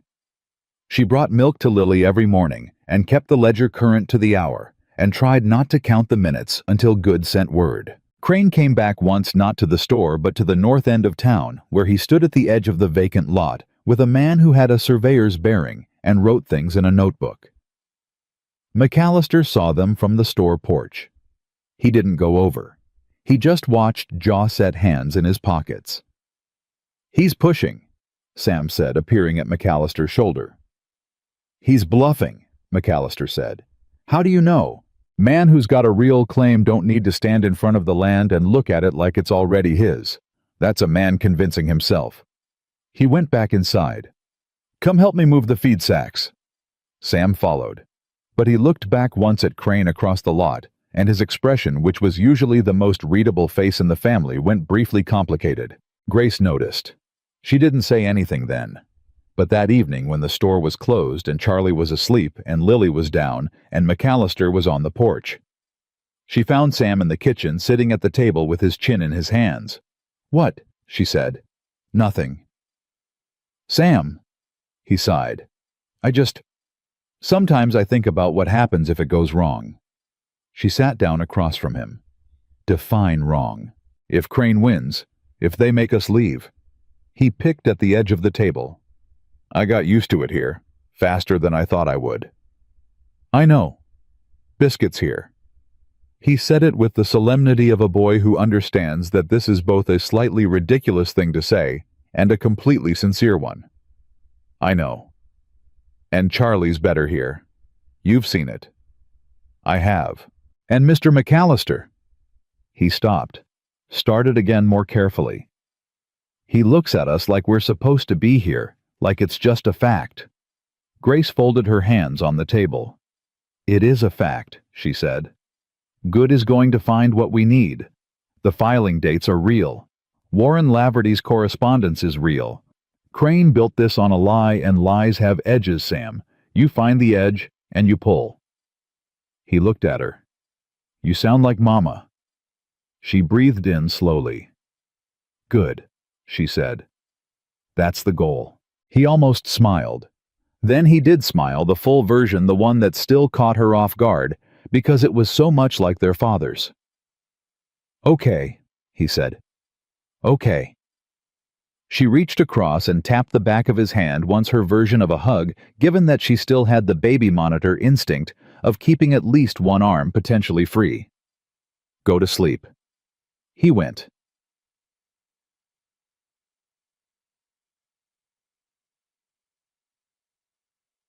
Good's message came on the fourth morning. It was a single sentence delivered by a boy on a horse. Judge Moss granted discovery. Land office records by end of week. McAllister read it at the breakfast table, put it down, picked up his coffee. Grace watched him. "That's good," she said. "That's very good." He drank his coffee. "Crane's going to know by noon." "I know. He'll do something. Men like that always do something when they feel the ground shifting." She nodded. She'd been thinking about this, about what Crane's next move was, what leverage he had left that he hadn't used. The land dispute claim was his main instrument, and Good was about to dismantle it. Prudence's petition was denied. His quiet inside line at the land office was about to become evidence against him. He was running out of ground, which meant he was going to do something fast and probably something less careful than what he'd done before. She didn't have to wait long. At 2 in the afternoon, Prudence Laverty walked into the store alone.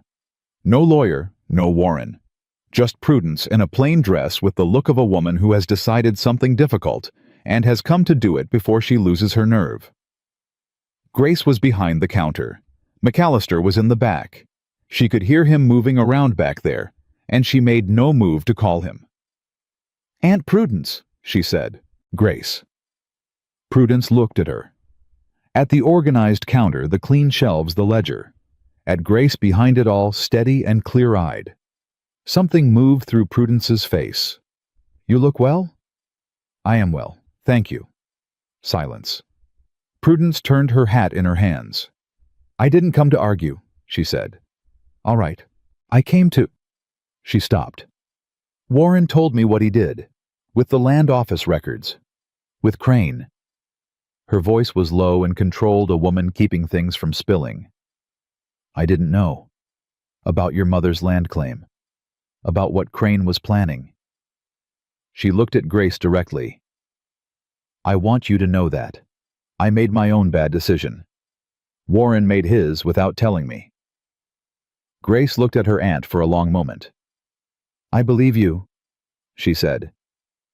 Prudence's breath released. You do. You've never been dishonest, Aunt Prudence. Not kind maybe when kind was hard, but not dishonest. Prudence's jaw moved. I'm going to speak to Good. Tell him what I know about the arrangement between Warren and Crane. Dates conversations enough to substantiate your case. She held Grace's gaze. I owe you that much. You owe us more than that, Grace said quietly. Not hard, just true. I know. Prudence nodded once. I know I do. She left without waiting for McAllister, which Grace thought was probably wise. She stood at the counter for a moment after the door closed. Then she went to the back doorway. She's going to testify, she said. McAllister appeared. He'd heard enough clearly. That changes things. It changes everything, Grace said. Without Prudence's testimony, they have hearsay and correlation. With it, they have direct confirmation that Warren Laverty fed Crane information from inside the land office. She turned back to the counter. Crane's case collapses. McAllister came to stand at the counter. He was quiet for a moment, looking at her. You know, he said when you knocked on my door 9 days ago. 10, she said. 10. When you knocked, I thought I was doing you a favor. You were. Maybe. He set his hands flat on the counter. But you've done about 6 things in 10 days that most grown men in this town couldn't have managed. I want you to know I see that. Grace looked at him. She thought about what Sam had said the night before. He looks at us like we're supposed to be here, and she understood now that this was what that looked like up close. Not ceremony, not sentiment performed for an audience. Just a man standing in his store at 2 PM telling the truth about what he saw. Thank you, she said. I mean it. I know you do, she said. That's why it matters. Good filed the evidence with Judge Moss 2 days later. Warren Laverty, faced with Prudence's statement and the documentary record pulled from the land office files, admitted to passing information to Crane in exchange for a payment arrangement that had been ongoing for 14 months. Crane's land dispute claim was dismissed. The injunction on the north lot was lifted. Moss referred the matter to the county attorney for investigation of improper conduct in a public office, which Good explained to them with the careful understatement of a lawyer who did not like to overstate things, was going to make Aldous Crane's immediate future considerably more complicated. Crane left Calico Flats 2 days after that. Whether voluntarily or under strong encouragement, nobody said directly. He was simply there and then not there, the way some problems resolve themselves when the thing holding them together is removed. Warren Laverty resigned from the land office. Prudence, to her credit, did not follow Crane out of town. She stayed. She lived quietly. She sent a letter 3 weeks later addressed to Grace, not to McAllister, that contained a brief apology and a deed transfer for a small piece of property adjacent to her mother's original land claim, adding it to Grace's name. Grace read the letter twice, put it in her boot next to her mother's. Then she went downstairs and opened the store. The guardianship papers were finalized on a Tuesday. Good brought them to the store himself, which Grace thought was a sign of how he felt about the outcome, even if he would never have said so in those words. McAllister signed them at the counter with the same deliberate care he gave everything. Then Good put his pen down and shook McAllister's hand, then Grace's, then Sam's, which Sam found impressive, and Charlie found slightly uncomfortable, but tolerated. After Good left, they stood in the store for a moment, all 4 of them with Lily on Grace's hip, in the particular quiet of something finished.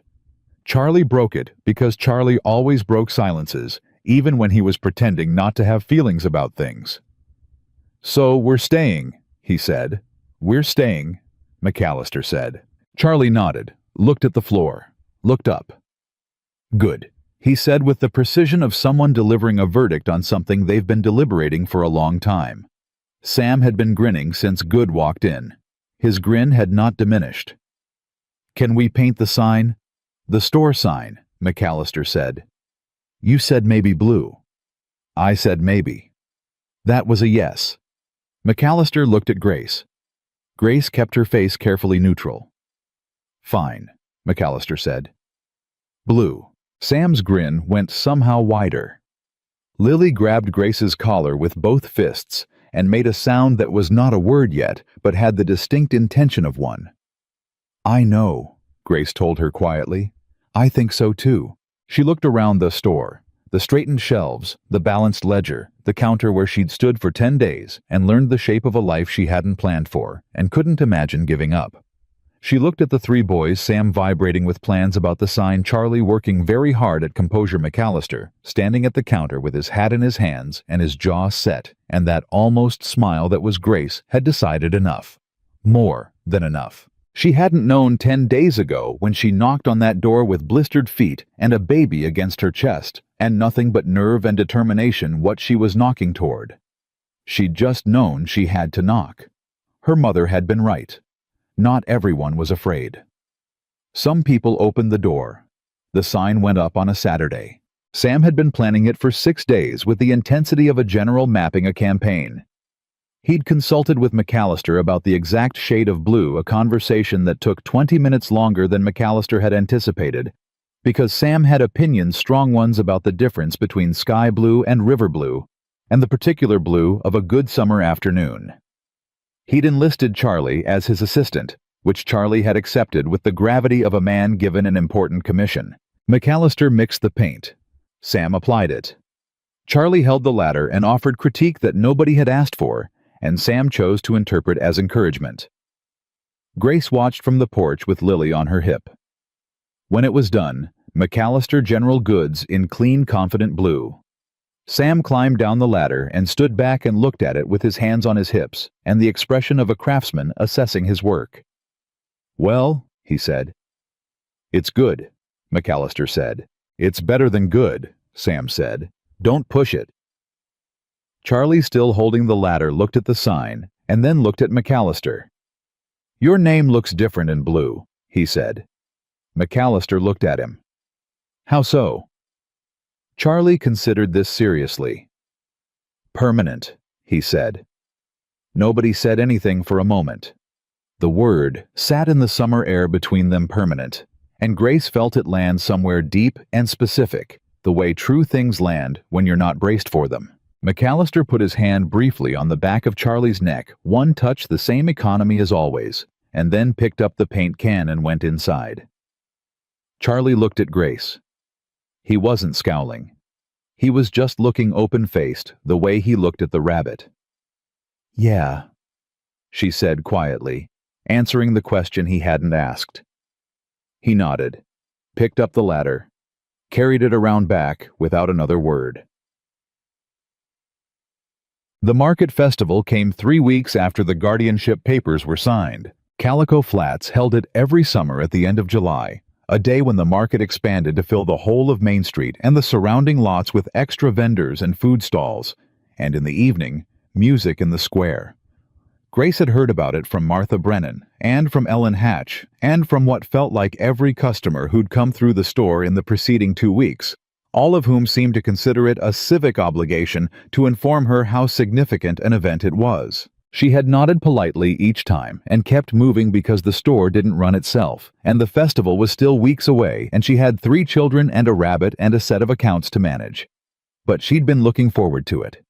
She admitted that to herself privately in the way she admitted things that weren't strictly practical. The morning of the festival, she came downstairs at 5:30 and found McAllister already at the kitchen table with his coffee and a piece of paper and a pencil, which was unusual enough that she stopped in the doorway. "What's that?" she said. He looked up. "List of what to bring for the store booth." We're doing a booth. You're surprised. I didn't know. I told Sam. Sam, Grace said with the specific tone of a person who has learned that Sam is not a reliable channel for logistical information. McAllister almost smiled. We're doing a booth. Dry goods preserves the honey. Martha said she'd share her table space. Grace went to the stove and started the fire. What time do we set up? 7. I'll have breakfast done by 6:15. I know you will. He went back to his list. Then he said without looking up, Grace. After setup, you don't need to work the booth all day. She turned. Someone has to. Martha's daughter can cover midday. I arranged it. He looked up. It's a festival. Take the boys. Take Lily. A pause. You've been working since you got here. Take a day. She looked at him. She wanted to say she didn't know how to take a day, which was true. She wanted to say that rest felt like a gap where worry could get in, which was also true. She wanted to say that the festival was a public thing, and public things meant people looking at them, assessing the arrangement, deciding what they thought about 4 Dawson children and Samuel McAllister, and the whole improbable 10-week story of how they'd all ended up under one roof. She wanted to say all of that. Instead, she said, "Thank you." "You're welcome," he said, and went back to his list. The festival was loud and warm and smelled like fried dough and sawdust and horses, and Sam's eyes went wide the moment they came around the corner from the booth setup and hit the full length of the decorated street. "Okay," he said. "Okay what?" Charlie said. "Just okay."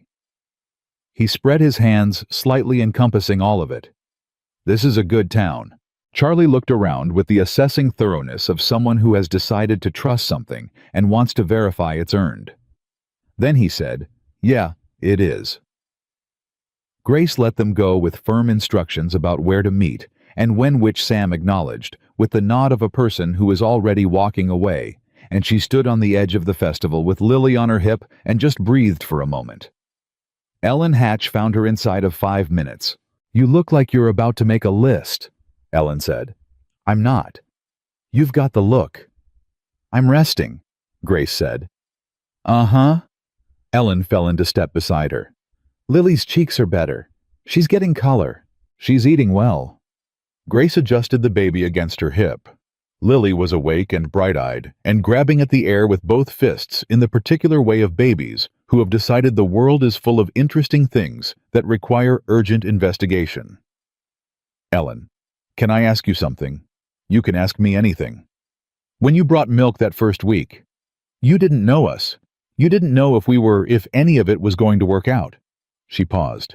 "Why did you do it?" Ellen was quiet for a beat. "Martha called you a girl who runs toward hard things instead of away from them," she said. "And she's not wrong often." "That's not a reason." "No?" Ellen glanced at her. "Real reason is I lost a baby 3 years ago, before Arthur was born. Girl 7 months old fever took her in a week." She said it plainly, the way people say things they've made their peace with. "When I saw Lily, I thought, here's a baby who needs the same thing mine needed. Someone to do the simple daily thing that keeps them here." She shrugged. "I could do that, so I did." Grace held Lily a little tighter. "I'm sorry about your daughter." "I know." Ellen put a hand briefly on Grace's arm. "Now stop making that face and go enjoy the festival. Martha's saving you a piece of her pie." She found McAllister at the north end of the square, which was where she'd expected him, away from the densest part of the crowd present, but at a comfortable margin from it. He had his hat on and his thumbs in his belt, and he was watching the festival the way he watched most things, with the quiet attention of a man who takes things in without making a production of it. She stood beside him. "Boys are eating fried dough," he said. "Of course they are. Sam tried to win a ring toss. Didn't." "Also expected." He glanced at her. "You look better." "I look the same." "You look like you've been outside for 3 hours instead of behind a counter. That's better." He turned back to the square. "Martha said you're the best thing to happen to my accounts since I opened the store." Grace laughed, a real one, short and surprised. "Martha said that In her way, she said, and I'm quoting, "That child has done more for your bookkeeping than the last 10 years of your stubbornness combined." That sounds like her. It does. A pause. She ain't wrong. Grace shifted Lily. The baby had one fist clenched in McAllister's sleeve, which she'd grabbed while Grace was distracted. He'd noticed and hadn't moved away. He just stood there with the baby gripping his sleeve and looked at the festival. "Mr. McAllister," Grace said. "You've been here 10 weeks, he said. "Reckon you could drop the mister." She looked at him. "Samuel." He nodded. "What are you going to do with the north lot?" she said, "after all this, now that it's clear?" He was quiet for a moment. "Thomas picked it because it had a good view of the hills. Said he wanted to sit on his porch and watch the sun go down over them when he was old." His voice was steady, not painless, but steady. "I've been holding it because letting go felt like admitting it wasn't going to be his. And now I think maybe holding something so tight you can't breathe around it ain't the same as keeping it." He exhaled slowly. "Thomas would have liked you, I think. He'd have liked all of you. He was a kid who believed in things hard." He glanced down at Lily, still gripping his sleeve. "Like this one here." Grace looked at Lily. Lily looked back at her with the solemn, complete focus that babies turn on the people they've decided matter. "I think," Grace said carefully, "that the right thing might be to build something on it. Not to let go of what it meant, but to let it become something." McAllister looked at her. "A house is a living thing," she said. "It needs people in it." He was quiet for a long time. "You're 10 years old," he said finally. "I know. You talk like you're 40. People keep saying that." He made the sound the Calico Flats approval sound and looked back at the festival. "Maybe," he said, and from him she had learned maybe meant yes. It just needed a little room to get there. The twist came in this late afternoon when Grace would have said, had anyone asked, that she had stopped expecting them. She was at Martha's booth helping restock the preserves when she saw a man cross the square with the specific bearing of someone who has come a distance and has a purpose. He was older, 60 or so, with a county marshal's badge and the deliberate walk of official business. He was asking directions. She watched him receive them from a vendor, watched him look in the direction of the store. She handed the jar of preserves to Martha. "I need to go." Martha looked, read the situation instantly because Martha read everything instantly. "Go," she said. Grace crossed the square at a pace that was not quite running. She found McAllister on the store porch. The marshal had gotten there ahead of her, apparently because they were already talking when she came up the steps, and McAllister's face had the set look she'd learned meant he was holding something very carefully. She stood on the second step and said, "What's happening?" Both men looked at her. The marshal said, "You Grace Dawson?" "Yes, sir." "County Attorney's Office," he said. "In Rialdus Crane and Warren Laverty. We've opened a formal investigation." He looked at McAllister. "And I need to inform both of you that in reviewing the land office records as part of that investigation, we found a discrepancy in the original filing of the Dawson land claim." Grace went very still. "What kind of discrepancy?" "The claim your mother filed at the Harker settlement, it's larger than what was recorded in the public ledger. Someone modified the record between the original filing and the public entry." He pulled a paper from his coat. "The original survey shows 22 acres. The public ledger shows 9. 22 acres. She heard it, and something in her chest did a slow, enormous turn. "Crane," McAllister said, flat and certain.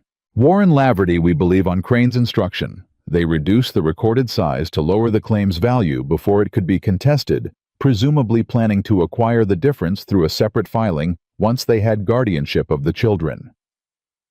The marshal looked at Grace. "The original filing is being restored. 22 acres in your name, Miss Dawson. Full record corrected and registered." Grace sat down on the step. Not from weakness, just because her legs made the decision independently and she decided not to argue with them. McAllister sat down beside her, which surprised her because he was not a man who sat on steps. He just lowered himself down and sat there beside her with his elbows on his knees. 22 acres, she said. Yep. Mama's land was 22 acres. That's what the man said. She pressed her hands flat on her knees. Thought about her mother, the careful handwriting, the supply depot records, the land claim filed in Grace's name, because their mother had known even then that she was trying to give her children something solid to stand on. 22 acres. Not 9. 22. Enough to build something. Enough to matter. The marshal gave McAllister a copy of the corrected filing and said Good would receive the formal documentation by end of week, and then left with the same deliberate walk he'd arrived with. Grace and McAllister sat on the steps. From the square they could hear the festival. The music had started, someone with a fiddle, doing something lively, and under it, the sound of people gathered and talking and living their ordinary summer evening. She knew, Grace said. Mama knew exactly what she was doing when she filed that claim. Sounds like her, McAllister said. From what you've told me. She wasn't leaving us nothing. She was leaving us a foundation.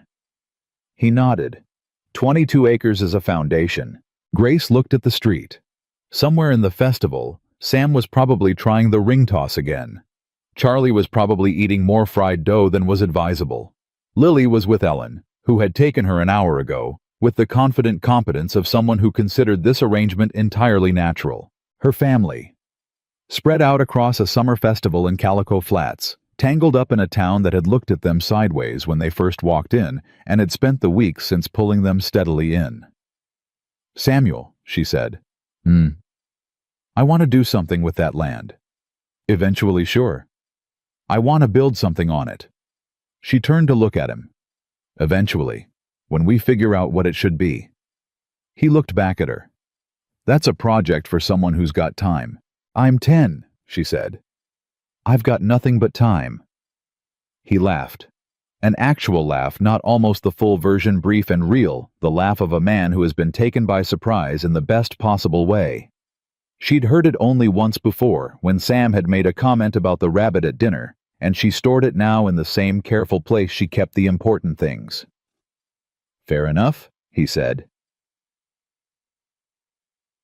The music played until the stars came out. Sam danced badly, enthusiastically, without a trace of self-consciousness, with Ellen Hatch's youngest girl, who was 7, and found him hilarious. Charlie stood at the edge of the dancing and watched with the expression of someone who was being internally tempted and was resisting on principle. Martha Brennan, who it turned out could play a very respectable guitar when the evening called for it, was in the musician's corner, and she caught Grace's eye across the square at one point and gave her the nod. The real one. The Calico Flats approval full version. Grace stood at the edge of the festival with Lily in her arms and let the music move around her and thought about everything that had happened in 10 weeks. She'd walked into this town with $4 worth of nothing and a baby against her chest and a piece of her mother's handwriting in her boot. She'd knocked on a stranger's door and asked for fair terms. She'd balanced a ledger, fought a legal battle, made sense of a scheme that 2 grown men had constructed with patience and greed, and held her family together through all of it with the particular stubborn love that was. She understood now, not just her mother's gift to her, but her own, something she'd grown herself, like a thing that starts small and finds its shape in the growing. McAllister appeared beside her. He'd come from somewhere in the crowd, unhurried as always. Charlie danced, he said. She turned. Charlie was on the edge of the floor, now moving with the very small, very controlled movements of a 6-year-old who has decided to dance but retains the right to deny it. He did, she said. Kid can't help himself, McAllister said, and there was nothing but warmth in it. Lily reached out toward the lights, the lantern strung up for the festival, swaying in the evening breeze with both hands open. Fingers spread, the whole body reaching of a baby who wants something beautiful and doesn't see any reason she shouldn't have it. Grace watched her and thought, yes, that's exactly right. Want the beautiful thing. Reach for it. I keep thinking about something you said, Grace said. I say things occasionally, McAllister said. You said Thomas would have liked us. She looked at Lily's outstretched hands. I think you're right. And I think if it's all right to say this, I think he'd be glad that the house has people in it again." McAllister didn't answer right away. When he did, his voice was the steady, careful voice of a man who has made room inside himself for grief and for gladness both and learned to let them exist without one canceling the other. "Yeah," he said. "I think he would." They stood there in the summer evening, while the fiddle played and the lanterns swayed, and Sam spun Ellen's daughter around until she collapsed into giggles, and Charlie danced very quietly at the edge of it all. Grace reached into her boot without thinking about it. The gesture had become as automatic as breathing, and pressed her fingers against the folded paper there. Her mother's letter. "You are enough. Find someone worth trusting, and then trust them." She had found them. She had trusted them. And they had become, without ceremony or announcement, the people she would cross any distance for. Lily grabbed McAllister's sleeve again. He let her hold it the way he always did, without making anything of it, without drawing attention to the choice, just letting it be the fact that it was. And Grace Dawson, 10 years old, standing in the middle of a summer festival in Calico Flats with her family gathered around her, and 22 acres of her mother's love filed in her name, and a life she had built herself out of courage and stubbornness, and the willingness to knock on a stranger's door. Grace Dawson looked at all of it, and understood with the kind of certainty that doesn't need to be said out loud to be true that she was exactly where she was supposed to be. Not because luck had brought her here, not because someone had rescued her, but because she had walked 3 days on blistered feet and asked for fair terms and refused to take less than what her family was worth, and a man with a half-painted sign and a closed-up house and a grief he was still learning to carry had looked at her and seen without hesitation that she was telling the truth. That was the whole of it. Truth offered, truth recognized. A door opened. A family made. Some things are not found. They are built board by board, day by day, biscuit by biscuit, and rabbit by rabbit, and ledger. Entry by ledger entry by people who decide against all the weight of everything that has tried to break them. That love is not something that happens to you. It is something you choose and keep choosing. Every morning you wake up and build the fire and put the coffee on and open the door. Grace Dawson had chosen it on a summer road with nothing in her hands but her sister and her brothers, and her mother's voice in her head saying, "You are enough." She had been right then. She was certain of it now. And in Calico Flats, under a sky full of stars and the sound of a fiddle playing something true, the McAllister family, every last one of them, including the rabbit, was home.